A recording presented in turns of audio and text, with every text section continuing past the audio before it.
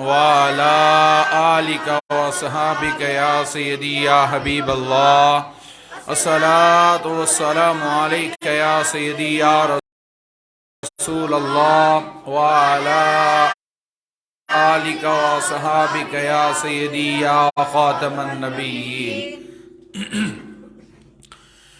يا شفيع المذنبين یا جد الحسن والحسین یا رحمت للعالمین۔ نہایت واجب الاحترام معزز و محتشم حضرات سامعین زیوکار، اللہ رب العزت کا بے حد شکر ہے کہ جس پاک ذات نے آج پھر نماز جمعہ ادا کرنے کے لیے ہمیں اپنے گھر میں حاضر ہونے کی توفیق اور ہمت عطا فرمائی۔ اللہ جل مجدہ الکریم کی بارگاہ میں دعا گو ہیں کہ اللہ تبارک و تعالی ہماری اس نماز جمعہ کی ادائیگی اور اس کی حاضری کو آقا علیہ الصلاۃ والسلام کے تصدق سے اپنی بارگاہ کے اندر شرف قبولیت عطا فرمائے۔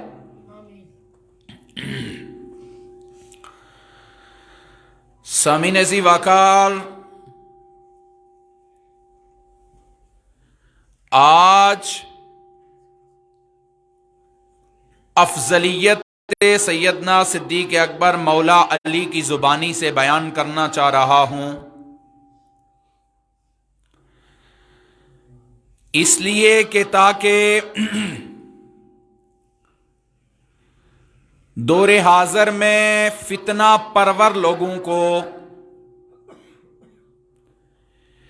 انتشار کی آگ جلانے والوں کو اور امت کے اندر تفرقہ ڈالنے والوں کو اور شان صدیق اکبر کے منکروں کو یہ پتہ چل جائے کہ سیدنا صدیق اکبر رضی اللہ تعالی عنہ کی افضلیت کا عقیدہ صرف آج کے کوئی اہل سنت کا یہ عقیدہ نہیں ہے، بلکہ حضور کے تمام صحابہ کا یہ عقیدہ ہے، خود مولا کائنات کا یہ عقیدہ ہے، تابعین کا یہ عقیدہ ہے اور حضور کی ساری امت کا یہ عقیدہ ہے۔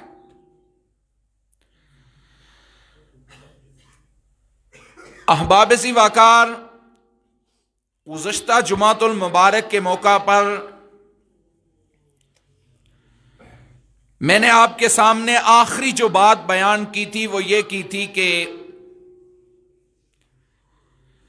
سیدنا ابو بکر صدیق رضی اللہ تعالی عنہ واحد وہ صحابی ہیں کہ جن کی شان صحابیت نص قطعی قرآن سے ثابت ہے، اور حضرت ابو بکر صدیق رضی اللہ تعالیٰ عنہ کی صحابیت کا انکار گویا قرآن کا انکار ہے۔ یہ سورہ توبہ ہے، اس کی میں نے جو آیت آپ کے سامنے خطبے میں نے تلاوت کی، ذرا قرآن مجید کے ان جملوں پہ غور کیجئے۔ اللہ فرماتا ہے فَقَدْ نَصَرَهُ اللَّهُ إِذْ أَخْرَجَهُ الَّذِينَ كَفَرُوا، کہ اللہ تبارک و تعالی نے ان کی مدد اس وقت اللہ پاک نے فرمائی کہ جب وہ کافروں کی شرارتوں سے تنگ آ کر انہوں نے مکہ سے باہر تشریف لے جانا چاہا، باہر تشریف لے گئے، یعنی مدینہ المنورہ کی طرف ہجرت کی، تو اس وقت فقد نصرہ اللہ نے ان کی مدد کی۔ ثانی اثنین اذ ہما فی الغار، توجہ کرنا قرآن مجید کے جملوں پہ، کہ جب وہ دونوں غار میں تھے، جب وہ دونوں غار میں تھے، اذ یقول لصاحبہ لا تحزن ان اللہ معنا، اور جب نبی کریم صلی اللہ تعالی علیہ وسلم اپنے صاحب سے فرما رہے تھے، اپنے صحابی سے فرما رہے تھے کہ لا تحزن ان اللہ معنا، ڈر نہ، غم نہ کر، اللہ ہمارے ساتھ ہے، اللہ ہمارے ساتھ ہے۔ اس آیت جو میں نے جس کا ترجمہ بھی آپ کے سامنے رکھا ہے، آپ اہل تشیع کی تفاسیر اٹھا کے پڑھ لیں۔ کیا؟ اہل تشیع کی، شیعوں کی تفاسیر اٹھائیں اور پڑھیں۔ تمام شیعوں کی تفسیر میں یہ بات موجود، اور تمام اہل سنت کی کتابوں میں، تفسیر کے کتب میں یہ بات موجود ہے کہ اس آیت میں جو ثانی اثنین، جو حضور کے دوسرے تھے، جس کا تذکرہ ہو رہا ہے، وہ سیدنا صدیق اکبر رضی اللہ تعالی عنہ ہیں، آپ کے علاوہ اور کوئی نہیں ہو سکتا۔ اہل تشیع نے بھی لکھا ہے اس کے تحت، شیعوں کے مفسرین نے بھی لکھا ہے، اہل سنت نے تو لکھا ہے نا، لیکن اہل تشیع نے بھی یہ بات لکھی ہے۔ آج کوئی ٹکڑیل ذاکر جھوٹا اہل بیت کا دعویٰ لے کر، محبت اہل بیت کی کا دعوے دار جھوٹا بن کے وہ سوشل میڈیا پہ آ کر یہ بیان دے استغفر اللہ کہ ابو بکر صدیق رضی اللہ تعالیٰ عنہ وہ معاذ اللہ انہیں منافق کہے، حضرت عمر کے بارے میں بکواسات کرے، حضرت سیدنا عثمان غنی رضی اللہ تعالیٰ عنہ کی شان میں بک بک کرے، اسے یہ سب کچھ کہنے سے پہلے قرآن کا مطالعہ کر لینا چاہیے، قرآن پڑھنا چاہیے، قرآن کیا کہہ رہا ہے۔ دیکھیں نا، کتب احادیث ہیں یا کتب سیر ہیں یا کتب احادیث ہیں، یہ تمام کی تمام کتابیں حضور کے وصال کے بعد لکھی گئی ہیں۔ کیا؟ تمام کتابیں حضور کے وصال کے بعد لکھی گئی ہیں۔ ارے جو چیز اللہ کی طرف سے میرے مصطفیٰ پہ نازل ہوئی، جسے قرآن کہتے ہیں، قرآن، اس قرآن مجید پہ کسی کا کوئی شک نہیں ہو سکتا، چونکہ قرآن مجید نے بڑا کلیئر یہ بات کہہ دی شروع میں ہی۔ فرمایا بسم اللہ الرحمن الرحیم، فرمایا الف لام میم ذالک الکتاب لا ریب فیہ، کہ لوگو یہ وہ کتاب ہے جس میں شک و شبے کی کوئی گنجائش نہیں ہے، قرآن مجید۔ اب اس قرآن مجید کے اندر اللہ جل مجدہ الکریم نے جس شخصیت کو صحابی، میرے مصطفیٰ کا صحابی قرار دے کر یہ بتایا کہ غار میں شب ہجرت اگر حضور کا کوئی ساتھی تھا، اور شب ہجرت اگر غار سور کی خلوتوں میں ارے نبوت کا چاند کوئی گود میں رکھ کے دیکھ رہا تھا، 3 دن اور 3 راتیں اگر قرب مصطفیٰ میں غار سور کی خلوتوں میں کوئی رہا، تو لوگوں سن لو، ارے تمام حدیث اور تفاسیر میں یہ بات موجود ہے کہ ان 3 دن اور 3 راتوں میں خلوت مصطفیٰ میں، قرب مصطفیٰ میں، اور جس کی گود میں مصطفیٰ آرام فرماتے اور کوئی نہیں تھا، وہ ابو قحافہ کا بیٹا ابو بکر صدیق رضی اللہ تعالیٰ عنہ تھے، سیدنا صدیق اکبر رضی اللہ تعالیٰ عنہ تھے، جنہیں حضور نے اپنا قرب عطا کیا۔ اور اباب ذی وقار جب تاجدار رسالت صلی اللہ تعالی علیہ وسلم غار سور پہ حضرت ابو بکر صدیق اور سرکار پہنچے، تو چونکہ ابو بکر صدیق نے کہا تھا کہ یا رسول اللہ ٹھہریں، میں پہلے اندر جاتا ہوں اور جا کر دیکھتا ہوں کہ کوئی اذیت دینے والی کوئی چیز موجود نہ ہو، غار کو پہلے جا کر میں اس کی صفائی کرتا ہوں۔ تو سیدنا صدیق اکبر نے غار کی صفائی کی، پھر حضور سے عرض کیا کہ حضور آ جائیں۔ شیخ خواجہ قمر الدین سیالوی بڑی شاندار بات لکھتے ہیں، بڑی شاندار بات، اس کے تحت آپ فرماتے ہیں کہ پتا چلا کہ شب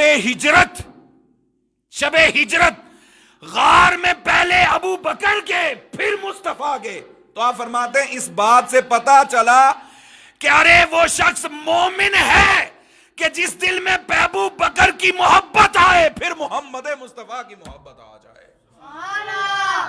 فرمایا ارے یہ نہیں ہو سکتا کہ جس دل میں ابو بکر نہ ہو اس دل میں مصطفیٰ آ جائیں. یہ نہیں ہو سکتا.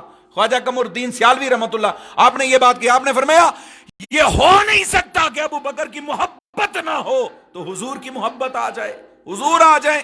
ارے حضور کی محبت تب نصیب ہوتی ہے, حضور تب آتے ہیں کہ جب بندے کے دل میں پہلے ابو بکر کی محبت ہو, صدیق اکبر کا پیار ہو.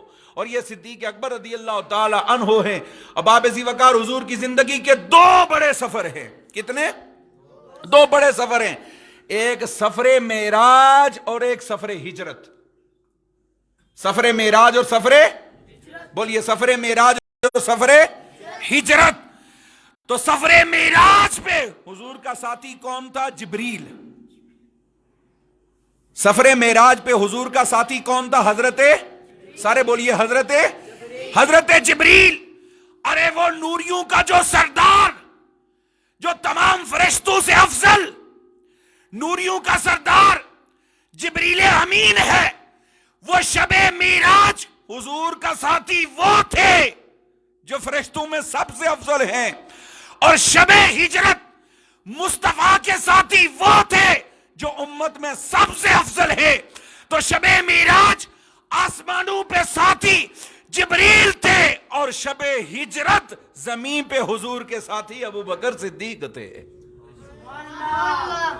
سیدنا ابو بکر صدیق رضی اللہ تعالی عنہ تھے.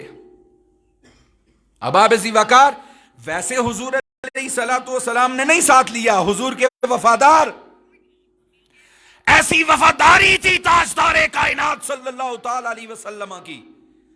یہ کیسے ممکن ہے کہ آج جس کے منہ میں جو آئے وہ کہتا چلا جائے اور ہم خاموش بیٹھ جائیں گے؟ یہ نہیں ہو سکتا.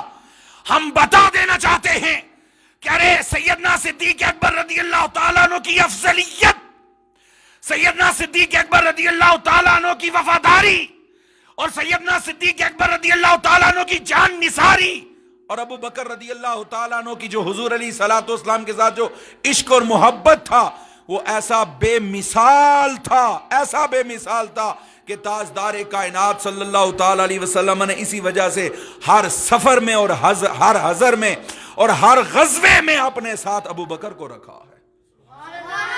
ابو بکر رضی اللہ تعالی عنہ کو رکھا ہے.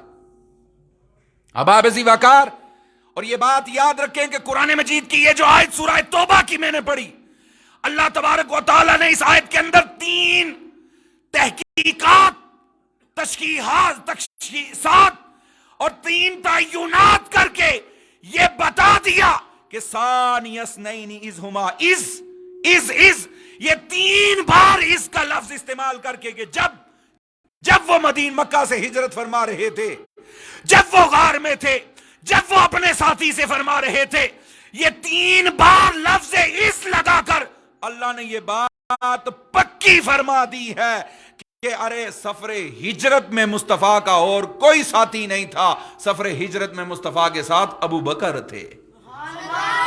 سیدنا ابو بکر صدیق رضی اللہ تعالی عنہ کی یہ عظمت اور شان ہے, ان کی صحابیت. اور یاد رکھیں اگر آج کوئی یہ بات کہے اور حضرت سیدنا صدیق اکبر پہ تانا کرے, تان کرے, توہین کرے, تنقیص کرے اور معاذ اللہ استغفر اللہ ابو بکر کو منافق کہے, اگر کوئی ظالم اتنی جرت کرے تو میں اسے بتا دینا چاہتا ہوں کہ یہ تیرا اعتراض ابو بکر پہ نہیں, یہ تیرا اعتراض مصطفیٰ پہ ہے اور تیرا اعتراض خدا پہ ہے کہ حضور کو نہیں پتا چلا استغفر اللہ, آقا کو یہ بات نہیں پتا چلی استغفر اللہ, وہ منافق تھے. ظالم ایسی جرت نہ کرنا اور یہ امت کے اندر فتنے اور انتشار پیدا نہ کرنا. امت کا متفق کا یہ عقیدہ ہے کہ سیدنا صدیق اکبر رضی اللہ تعالیٰ عنہ سب صحابہ سے افضل ہیں اور آقا علیہ الصلوۃ والسلام کے بعد ساری امت سے افضل سیدنا صدیق اکبر رضی اللہ تعالیٰ عنہ ہیں. اس فضیلت سے مراد فضیلت کلی ہے, فضیلت کلی. دیکھیں بعض صحابہ کو فضیلت جزوی ہے اور جزوی فضیلت کا کوئی انکار نہیں کرتا.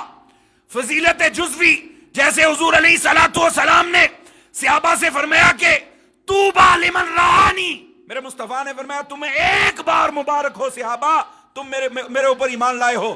اور بعد میں آنے والوں کے لیے فرمایا توبہ.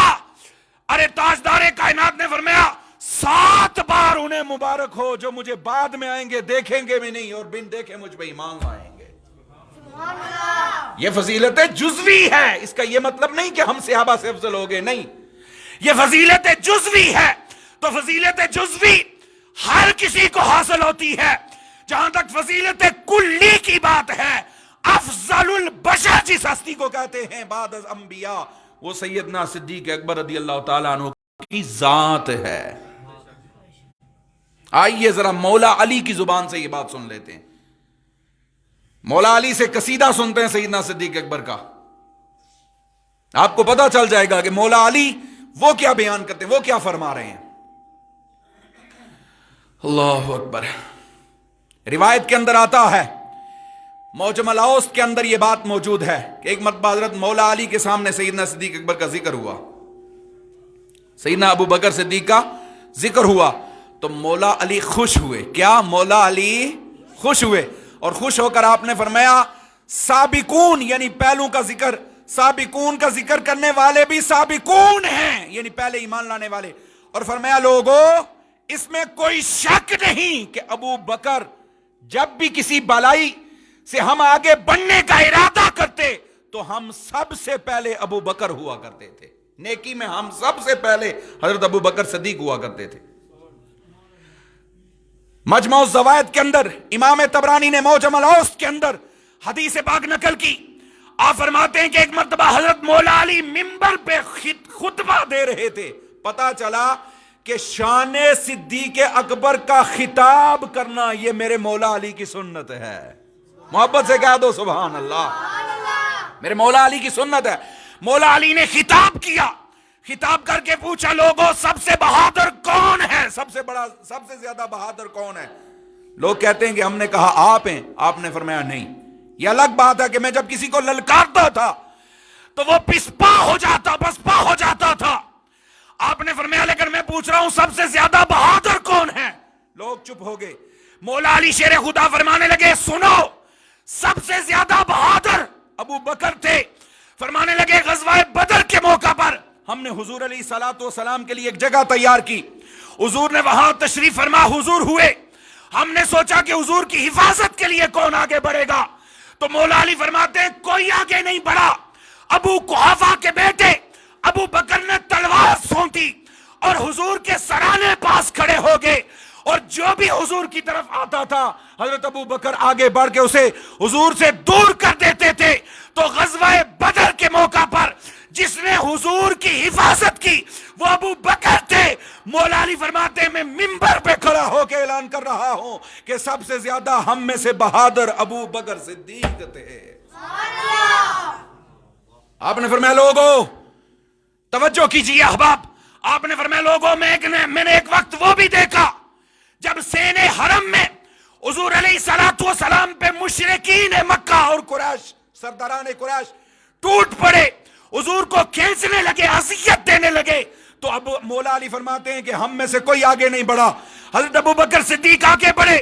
آپ نے لوگوں کو دھکے دیے، کھینچا، لوگوں کو مارا. ابو بکر نے لوگوں کو حضور سے دور بھگایا اور دور بھگا کر کہا کہ لوگوں تم ایک ایسے شخص کو قتل کرنا چاہتے ہو کہ جو کہتا ہے کہ میرا پروردگار اللہ ہے، میرا پروردگار اللہ ہے. پھر حاضرین فرماتے ہیں کہ تاجدار کائنات کہ یہ مولا علی داماد مصطفیٰ رو پڑے اور آپ نے اپنی چادر جسم کی اتاری اور وہ جسم پہ جو سر پہ چادر رکھی ہوئی تھی اس سے اپنے آنسو صاف کر کے فرمانے لگے لوگوں میں تمہیں خدا کا واسطہ دے کر پوچھنا چاہتا ہوں یہ بتاؤ کہ آل فرعون کے مومن افضل ہیں یا ابو بکر افضل ہیں؟ لوگ چپ ہو گئے. آپ نے فرمایا بولتے کیوں نہیں، جواب کیوں نہیں دیتے؟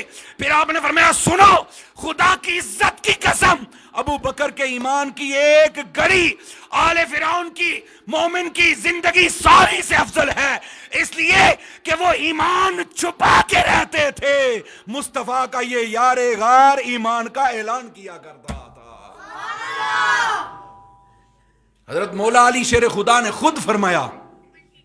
اب آپ سنیے حضرت حکیم بن سعد روایت کرتے ہیں. حکیم بن سعد، لوگ پڑھتے نہیں، لوگ کسی کے پڑھے ہوئے کے پاس جاتے نہیں، اس لیے بکواسات کرتے ہیں. سنیے، حکیم بن سعد روایت کرتے ہیں، آپ فرماتے ہیں میں نے اپنے کانوں سے سنا مولا علی قسم اٹھا کر، کیا مولا علی قسم اٹھا کر کہتے تھے کہ اللہ کی عزت کی قسم، ابو بکر کا صدیق لقب یہ زمین کا لقب نہیں ہے، یہ عرش سے خدا نے نازل فرمایا ہے. کیسے کوئی یہ بات کہہ سکتا ہے؟ اور سنیں مولا علی شیر خدا نے مجموع الزوائد کے اندر آپ فرماتے ہیں لوگوں خدا کی عزت اور جلال کی قسم، جس کے قبضہ قدرت میں علی کی جان ہے. مولا علی فرماتے ہیں جس کے قبضہ قدرت میں علی کی جان ہے. آپ نے فرمایا سن لو علی کی محبت اور ابو بکر اور عمر کا بغض یہ ایک سینے میں جمع نہیں ہو سکتا، اور ابو بکر اور عمر کی محبت اور علی کا بغض ایک سینے میں نہیں ہو سکتا. فرمایا مومن وہ ہے جو علی سے بھی محبت کرتا ہو، مومن وہ ہے جو مصطفیٰ کے یار غار ابو بکر اور حضرت عمر سے بھی پیار کرتا ہو. یہ ہے عقیدہ، یہ ہے عقیدہ. حضرت ابو حذیفہ فرماتے ہیں، سنو، حضرت ابو حذیفہ فرماتے ہیں میں مولا علی کے گھر میں داخل ہوا، میں نے کہا یا خیر الناس بعد رسول اللہ صلی اللہ علیہ وسلم، اللہ کے نبی کے بعد لوگوں میں سب سے زیادہ افضل. یہ بات کہی، مولا علی نے فرمایا ابو حذیفہ چپ کر جا، صبر کر، یہ بات نہ کہہ یہ بات. اور پھر آپ نے فرمایا میں تجھے بتاتا ہوں کہ لوگوں میں سب سے زیادہ حضور کے بعد افضل کون ہے. اب ابو حذیفہ فرماتے ہیں میں بیٹھ گیا تو مولا علی نے فرمایا کہ ابو حذیفہ لوگوں میں مصطفیٰ کے بعد سب سے زیادہ افضل سیدنا ابو بکر صدیق رضی اللہ تعالی عنہ ہیں، اور ان کے بعد حضرت عمر فاروق ہیں. اور مولا علی فرمایا کرتے جو مجھے ابو بکر سے افضل کہے گا میں اسے جھوٹ باندھنے والے کی سزا دوں گا، اسے کوڑے لگاؤں گا.